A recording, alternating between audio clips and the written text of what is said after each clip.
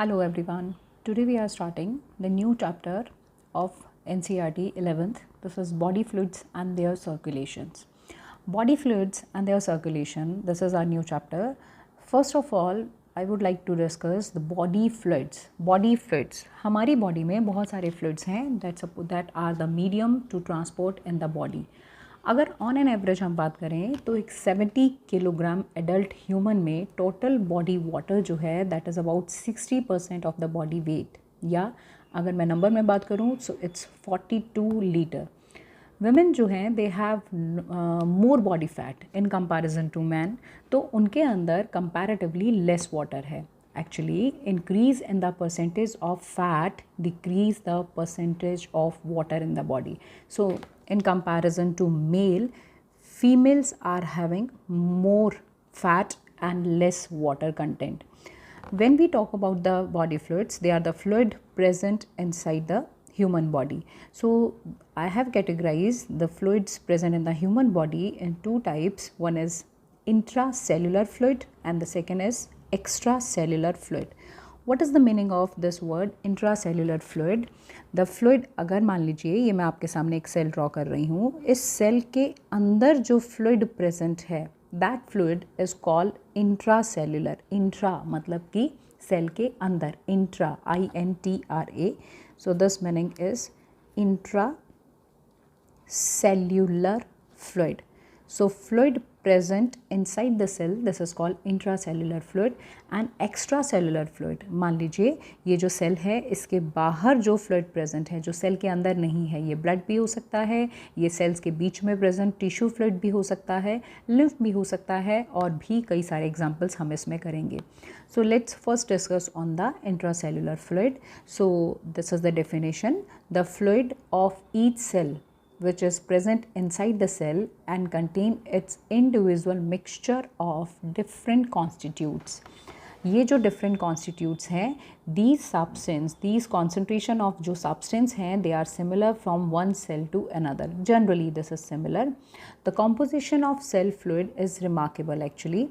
Similar even in the different animals also. मतलब अगर हम माइक्रो ऑर्गेनिज्म से ह्यूमन तक, अगर हम माइक्रो ऑर्गेनिज्म एक स्मॉल ऑर्गेनिज्म से अगर हम ह्यूमन तक कंपेयर करें तो हम कहेंगे कि जो ये जो कॉम्पोजिशन है that fluid is, I told you this is remarkable, similar in different animals.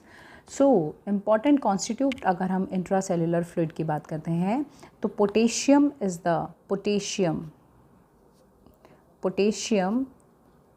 Potassium is the principal intracellular cation. अगर पोटेशियम इंट्रासेल्युलर कैटायन है तो इस पर बेस्ड क्वेश्चंस भी आपको पता होने चाहिए कि इस पर बेस्ड क्वेश्चन आ चुका है. इंट्रासेल्युलर फ्लूइड जो है उसके पोटेशियम के अलावा इसके पास इंट्रासेल्युलर फ्लूइड में फॉस्फेट आयंस भी प्रेजेंट हैं और इवन प्रोटीन भी प्रेजेंट हैं, और मॉडरेट अमाउंट इनके अंदर मैग्नीशियम एंड सल्फेट आयन भी प्रेजेंट है. I am talking about intracellular fluid.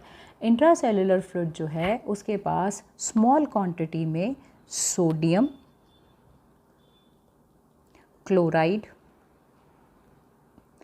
And very low amount या ऑलमोस्ट नेग्लिजिबल कैल्शियम भी प्रेजेंट है.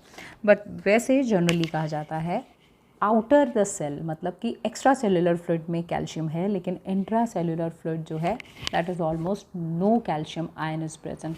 सो these ions potassium, phosphate, magnesium, sulphate, sodium chloride, they are the most of the time they are present in the intra cellular fluid. Let's talk about extra cellular fluid. इसका मतलब जो fluid है cell के बाहर जो present हैं. One by one we will discuss them. First I am taking interstitial fluid. Interstitial fluid. This is the fluid present between the tissues. अब suppose these are the cells, और cells के बीच में intercellular जो gap है, not intracellular gaps जो है, यहाँ जो fluid present है that is called this interstitial fluid. Interstitial fluid जो है that is having some ions in them, that's why generally we said that it resembles sea water. The next extracellular fluid is blood plasma.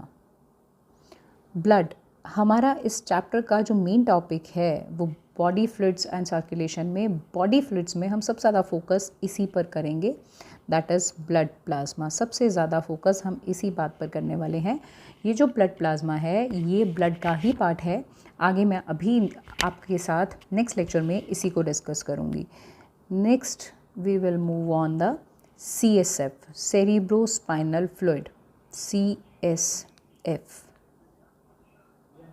This is cerebrospinal fluid. Cerebrospinal fluid, it is present inside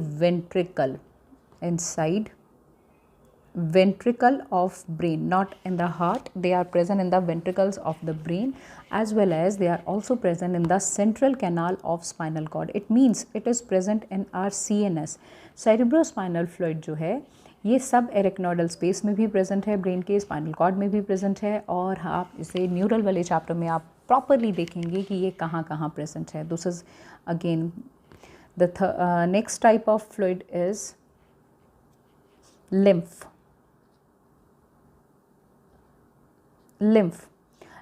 पे मैं एक separate lecture बनाऊंगी और आपको समझाऊंगी कि lymph जो है how actually हमारी बॉडी के अंदर ब्लड सर्कुलेशन की तरह ही एक और सेंसर सिस्टम है, दैट इज़ लिम्फेटिक सर्कुलेशन।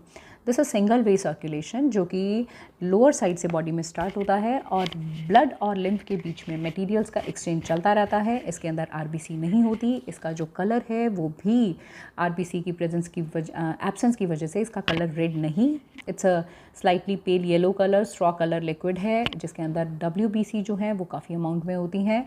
और ये lymph nodes and separate organs, everything we will discuss but in separate lecture. Next, serous fluid.